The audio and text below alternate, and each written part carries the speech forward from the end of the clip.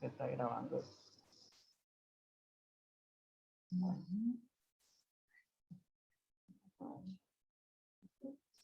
Pero compartir pantalla, esto está allí.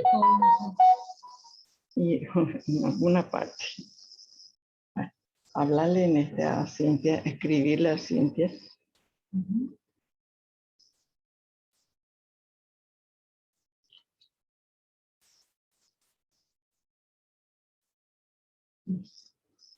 Ya comenzamos.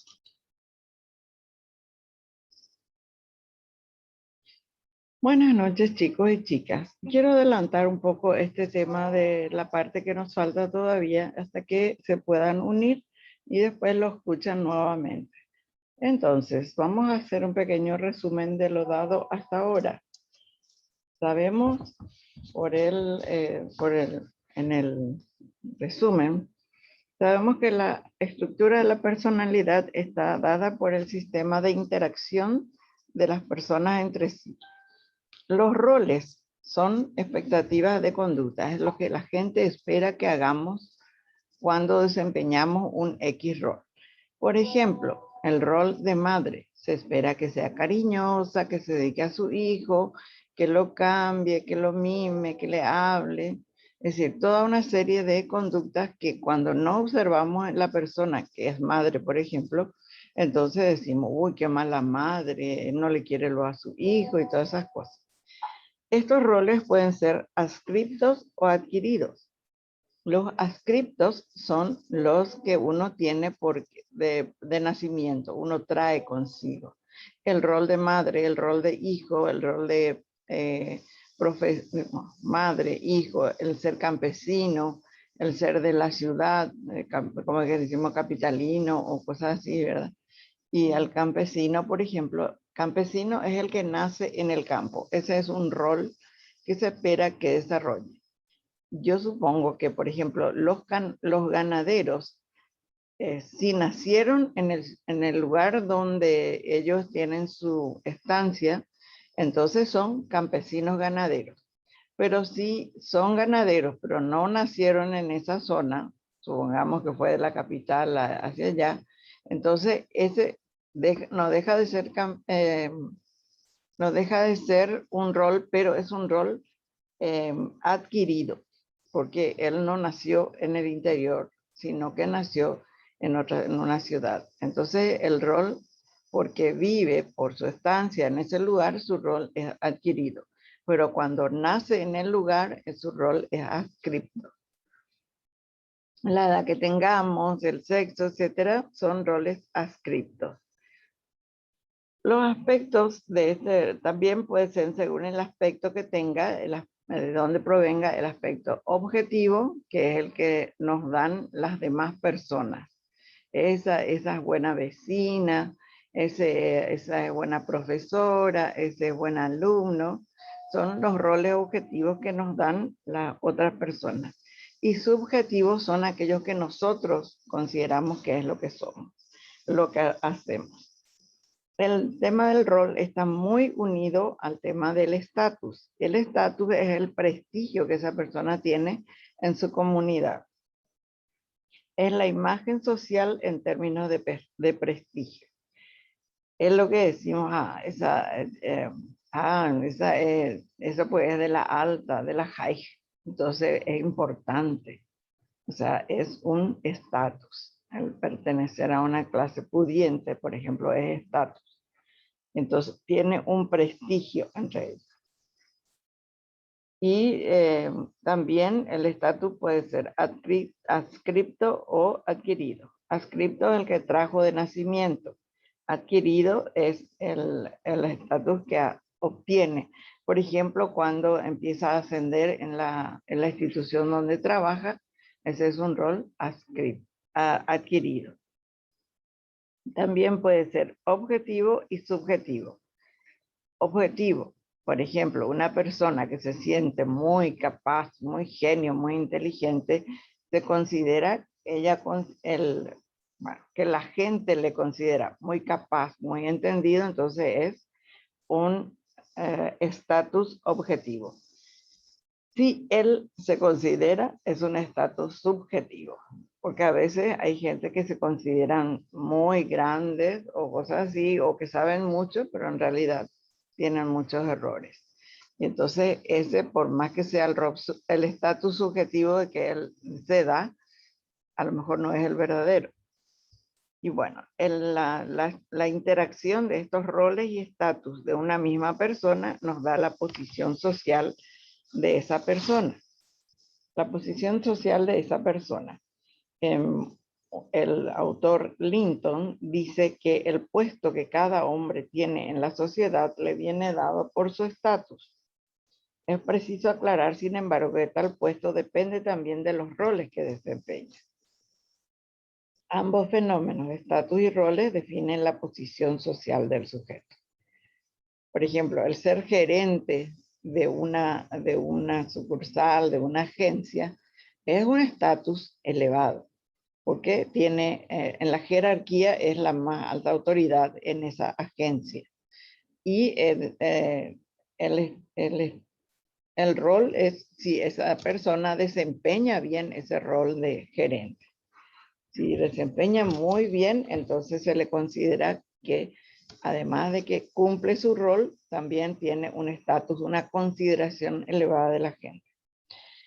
Y para que quede bien claro, lo más importante de ambos conceptos los comparamos entre sí. El rol es siempre conducta, realización de acción. El rol es siempre conducta, que realizan una acción. Y el estatus es prestigio que se tiene.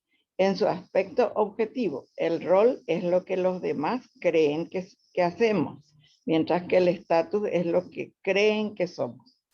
Entonces, a veces, a lo mejor no hacemos bien nuestra tarea, pero la gente cree que sí, y entonces considera que nuestro estatus está bien, que somos, nos consideran. Más claro aún es nuestra personalidad es como una moneda de dos caras. Analizada desde una cara, la vemos en su aspecto dinámico de roles, de todas las cosas que hace. Una mujer, por ejemplo, que es madre, que es esposa, que es empleada, que cuida de sus hijos, o sea, es la institutriz de sus niños, o sea, la maestra parvularia también, porque todo le enseñamos a nuestros hijos de chiquitos. Visto desde la otra cara, se nos aparece en su aspecto relativamente estático del estatus. Un hecho de que en otros países el docente es muy considerado, es algo que nos hace sentir un poco de envidia, digamos, hacia los docentes de esos países, como Alemania, donde Angela Merkel había dicho que por qué otra jerarquía tendría que ganar igual o más que el docente, puesto que el docente es el que les formó y les hizo a ellos. O sea, los docentes tanto de la escuela, del colegio, de toda la formación general y la especial, que es la de la profesión, ¿verdad? Entonces, y también, gracias a Dios, llegamos a saber hoy día que en el tiempo del doctor Francia, el docente ganaba igual que el presidente o que el dictador supremo, como es entonces. Entonces, por eso es que, bueno, también en nuestro país alguna vez se respetó al docente como merecía. Y bueno, no como ahora nos pasó. Ambos fenómenos hacen referencia a la misma cosa contemplada, pero de ángulos distintos. En resumen, nuestra personalidad se estructura socialmente en unos conjuntos de roles o role set y de estatus, conjuntos de estatus o estatus set. Todo lo que, o sea, pueden ustedes pensar en una persona que ustedes conozcan y analizar cuáles son los roles que ella desempeña y qué estatus tiene en esos roles, ¿verdad?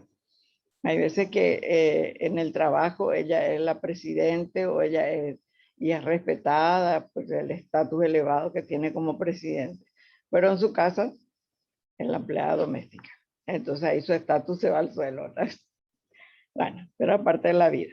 El rol o papel social consiste en comportamientos típicos de una determinada situación social, esperados por otras personas, esperado por otras personas. Esas otras personas son los contrarroles. Por ejemplo, el rol de mamá, su contrarrol es el rol de hija o hijo. Los roles pueden ser adscriptos o adquiridos. Además del aspecto objetivo, tienen también un aspecto subjetivo, que es lo que cada uno piensa. El estatus es la imagen social que uno tiene en términos de grado de prestigio. Como los roles, los estatus también pueden ser adscriptos o adquiridos y pueden ser analizados en su aspecto objetivo y el subjetivo. La posición social de cada individuo depende de sus estatus y roles.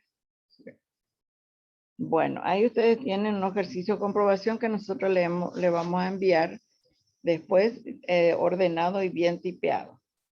Los aspectos sociales de la identidad. La estructura social de la personalidad acaba de ser descrita, explica en parte el sentimiento de identidad que cada persona tiene de sí misma. El sentimiento de identidad, es decir, cómo me considero, qué tipo de persona o cómo me considero yo como persona. Y la psicología individual la define como un conjunto de rasgos y que es el resultado, pero para la psicología social es la organización de los roles y estatus del sujeto, de la persona. Para psicología social, y eso tengan en cuenta porque una pregunta aparentemente muy fácil de ser respondida es justamente cuando se les pone si para la psicología social la identidad es un conjunto, es una serie de rasgos, un conjunto de rasgos. Para la psicología social, la identidad es una serie de rasgos.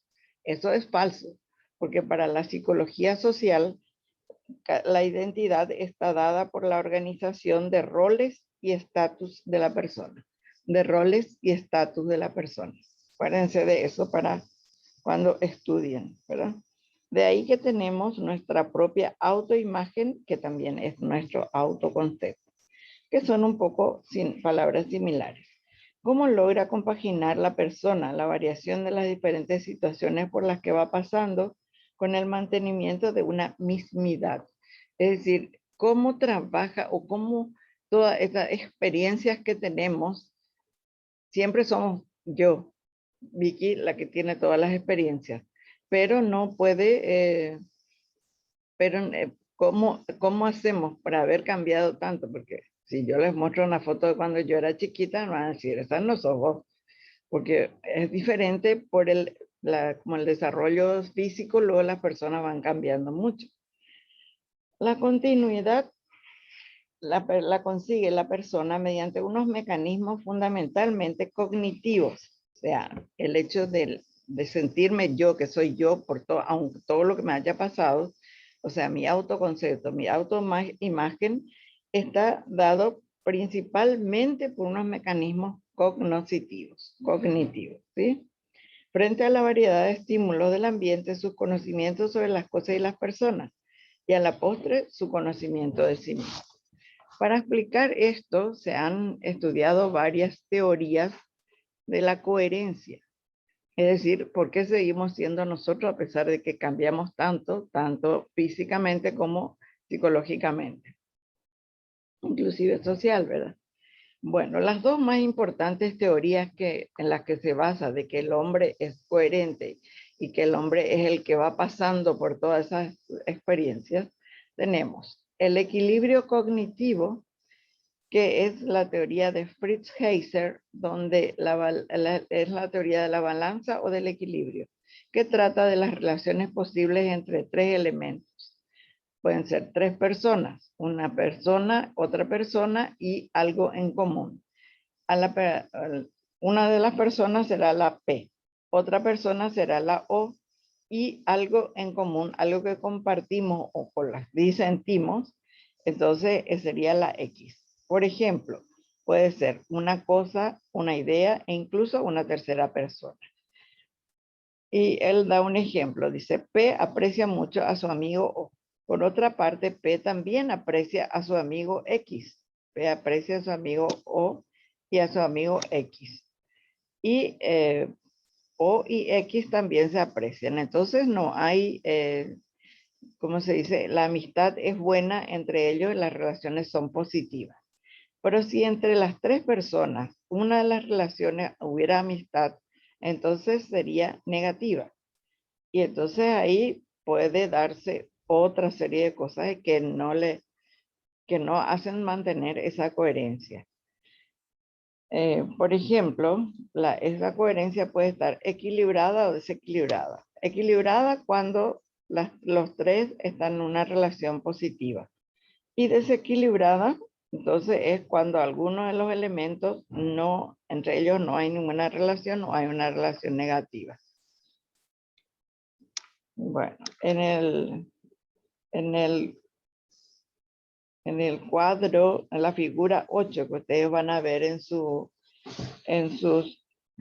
material, entonces ustedes darse cuenta que cuando la persona P aprecia O y la persona P aprecia X, pero entre O y X no se aprecian, entonces se produce un desequilibrio, hay relaciones negativas. La teoría de Heider afirma que una estructura desequilibrada es desagradable, por lo que la gente tiende a mantener el equilibrio de sus estructuras cognitivas. También predice que una persona P, sea cual sea el signo de la otra persona, las otras dos personas, tenderá a percibir la relación interpersonal entre estas últimas de acuerdo con el principio de equilibrio. Es decir, va a tratar de separar aquella que le es desagradable y quedarse con la que le es agradable, porque es la que produce equilibrio. La otra teoría es la de la disonancia cognitiva. Leo Festinger dio a conocer una teoría probablemente más influyente de la psicología social de los últimos años. Es una teoría de la coherencia parecida a la de Heidegger, pero Festinger se interesa en estudiar más la relación de desequilibrio, como él le llama disonancia. No hay acuerdo. En el principio de Festinger, que es el reverso de Heidegger, lo fundamental es que tendemos a mantener el equilibrio y en la otra tendemos a reducir o eliminar, si es posible, el desequilibrio. Según Festinger, en una persona, una opinión es disonante con otra cuando aquella implica la negociación de esta o cuando hay una contradicción o una incompatibilidad entre ambas. La contradicción o incompatibilidad no han de entenderse en sentido lógico, sino psicológico, es decir, sentimiento.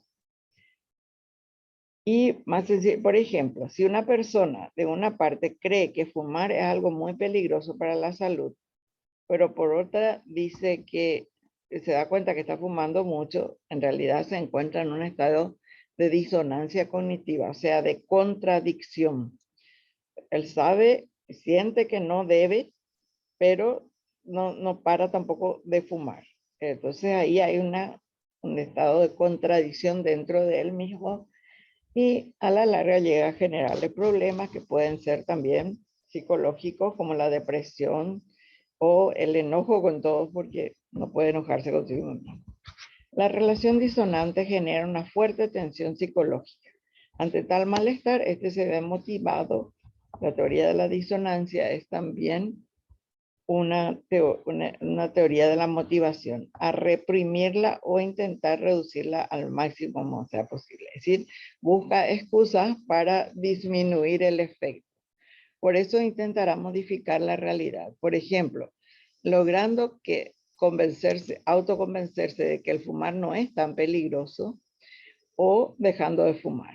Si esto no es factible, modificando sus propias opiniones, por ejemplo, puede pensar que al fin y al cabo no es tan grave que yo fume, no me voy a morir, pero dice que te mata por cáncer de pulmón, pero me sigo da gusto, entonces voy a seguir nomás fumando, total, si me muero no importa. Bueno, la cosa es que se puede quedar más mal. Obviamente esta segunda salida es menos incómoda, más fácil que la primera, pero porque también puede reducir la disonancia a base de introducir nuevos elementos cognitivos en la situación. Es decir, justificar que fuma para no fumar drogas, fumar el cigarrillo o el tabaco, pero pues, no, pero mediante que fumo el cigarrillo no estoy drogándome. Entonces, la disonancia cognitiva es cuando hay una contradicción entre lo que yo pienso y lo que yo creo y lo que yo hago. Entonces, eso es disonancia. Y podemos buscarle disminuir o sea, por ejemplo, lo que la mayoría de las mujeres tenemos presión alta llegada a cierta edad, como la mía. Y dice, bueno, suspenda señora la sal, dice el doctor. Aunque sea un poquitito, nada, doctor. ¿Cómo picó? No voy a poder poner horrible el sabor de la comida sin la sal. Y entonces ahí, no señora, no sirve, no sé cuánto. Y después me voy a mi casa y compro esa sal light y en vez de poner un chiquitito nomás, le pongo una cucharita. Es lo mismo que si hiciera lo que no debería haber hecho. Entonces la disonancia cognitiva puede venir generada por situaciones muy diversas. Algunas de ellas son el consentimiento forzado. ¿Qué ocurre si se fuerza a las personas a opinar en contra de su propio punto de vista? A una estudiante se le dio una tarea monótona y repetitiva que realizó durante una hora. Después, a una parte de ellos se les pagó $1 por decir a otros estudiantes que la tarea que habían hecho era muy agradable e interesante. Y a otra parte se les ofreció $20 por decir lo mismo. Es decir, a unos se les ofreció $1 y a las otras $20, por decir lo mismo. En entrevistas con ellos realizadas posteriormente, después de haber dicho ellos a las personas, los sujetos del grupo de los $20 dijeron, al ser preguntados al respecto, que la tarea había sido realmente tediosa. En cambio, los del grupo de $1 declararon que les había resultado verdaderamente agradable e interesante. Estos últimos habían cambiado de opinión. La importancia teórica de este experimento consiste en que para ir contra la tesis de la teoría conductiva del aprendizaje, según la cual a mayor refuerzo, más cambio de actitud, si se cumpliera esa ley conductista, entonces eso que se les pagó $20 eran los que debían haber dicho que era una tarea muy agradable. En cambio, fue lo contrario. Entonces, para que vean cómo la parte del conductismo tiene también sus fallas. Menor cambio o como en este caso incluso ningún cambio. Es decir, a los que se les pagó mejor, no hubo cambio. Y a los que se les pagó solo $1, que era poco, eso sí cambiaron. La teoría de la disonancia explica este resultado diciendo que las personas que recibieron $20 consideraron que valía la pena decir una mentira por esta cantidad, pero los premiados con $1 entraron en disonancia, pues no podían encontrar justificación a su mentira con tan pequeña cantidad. O sea, era tan poco que, bueno, decidieron nomás decir lo que se les dijo que diga. Y para reducir su disonancia, optaron por cambiar el elemento cognitivo. Creencia en el interés de la tarea. Como ellos se autoconvencieron de que hay que creer nomás que es cierto que la tarea era agradable, y entonces ahí ellos justificaron con eso. Como la percepción es diferente, ¿verdad? Y para reducir, o sea, considerando que en realidad era más interesante y sugestiva de lo que parecía a primera vista. Este famoso experimento dado a conocer en 1959 levantó una viva polémica a favor y en contra de los resultados obtenidos, como de la explicación dada de los mismos, lo que dio lugar a un gran número de experimentos sobre esta cuestión. Esta polémica aún no se ha extinguido, o sea, siempre se están haciendo experiencias o experimentaciones para ver si esto se cumple realmente en todas las cosas. La otra forma de la disonancia es la expectativa no confirmada. Cuando una profecía falla, ¿qué ocurre con quienes habían creído en ella? La teoría de la disonancia dice que en este caso, los creyentes que no ven confirmadas las expectativas del cumplimiento de aquella entran en disonancia al chocar su creencia con la realidad y predice que estos procurarán reducir la disonancia. Varios investigadores, entre los que se contaba el propio Festinger, estudiaron un caso con estas características.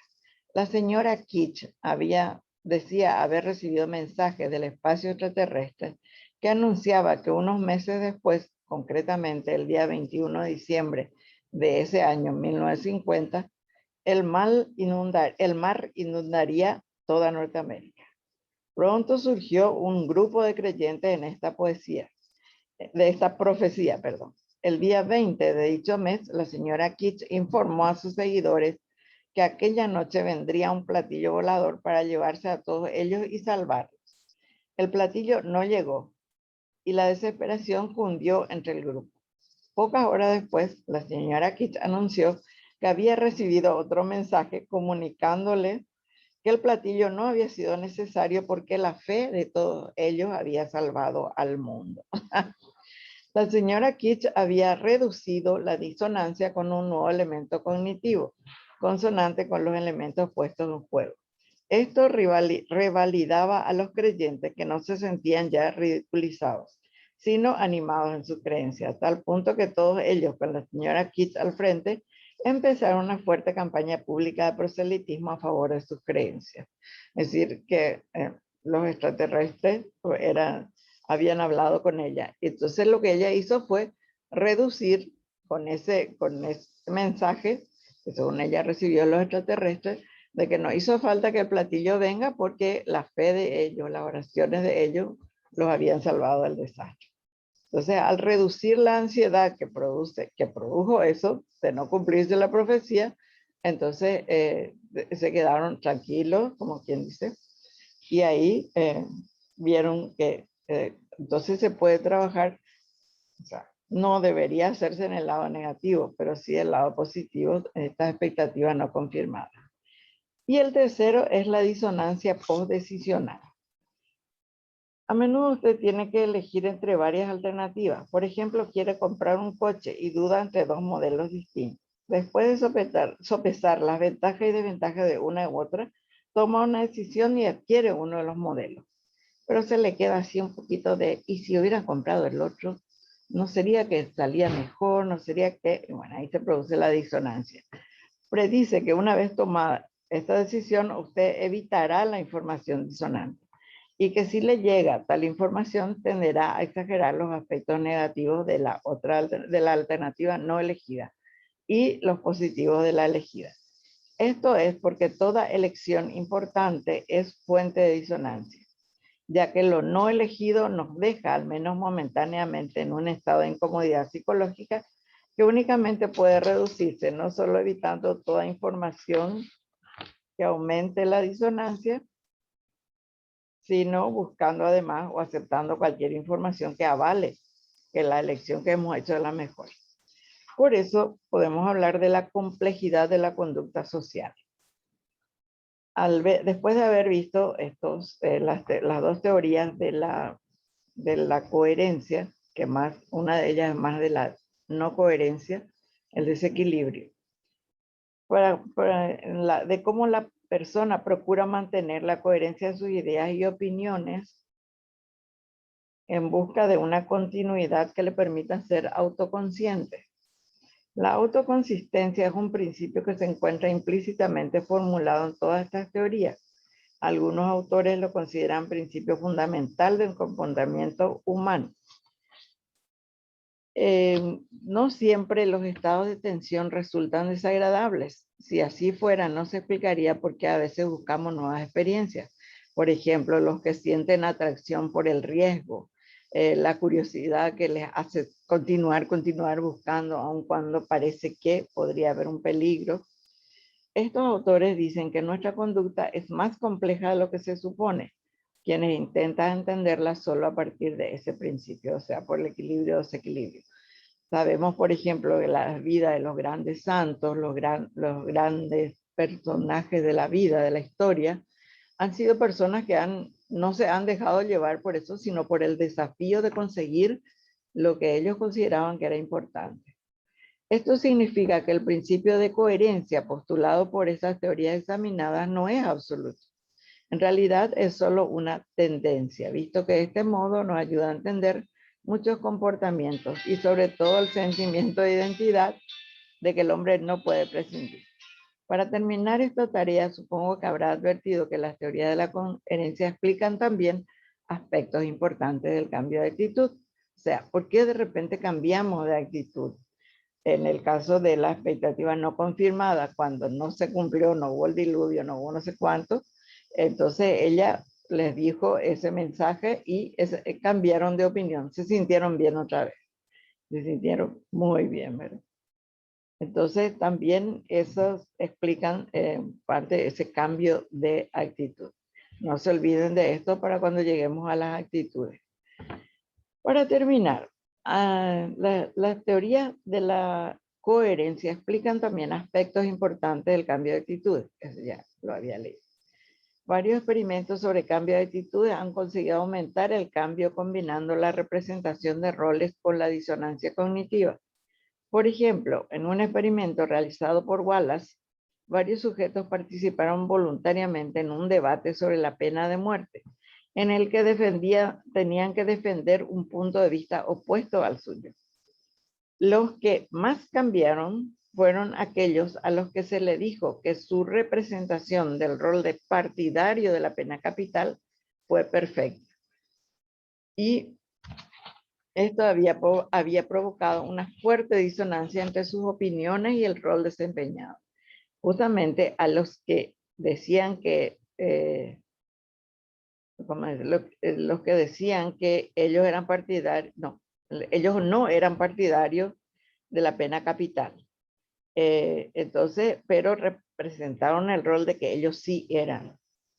Entonces, eso, y lo que más hizo que ellos no se sintieran bien con eso fue que se les dijo, o sea, los jueces que estaban juzgando el experimento le dijeron que su representación fue genial, estuvieron geniales como defendiendo la pena capital para los delincuentes.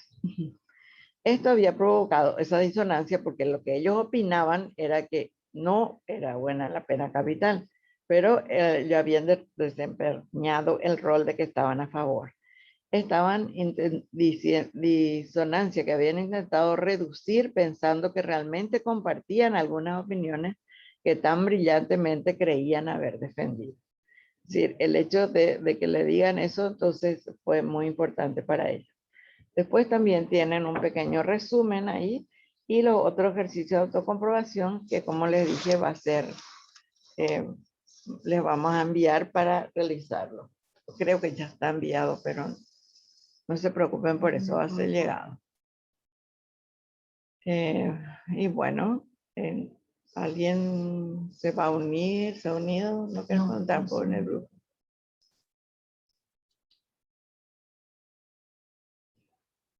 Bueno, chicos, después de haber esperado 20 minutos más, entonces ahora como en primer lugar yo no sabía que ustedes tenían esa reunión y yo por eso les convoqué en forma sincrónica, como habíamos quedado cada 15, les convoqué para eso hoy.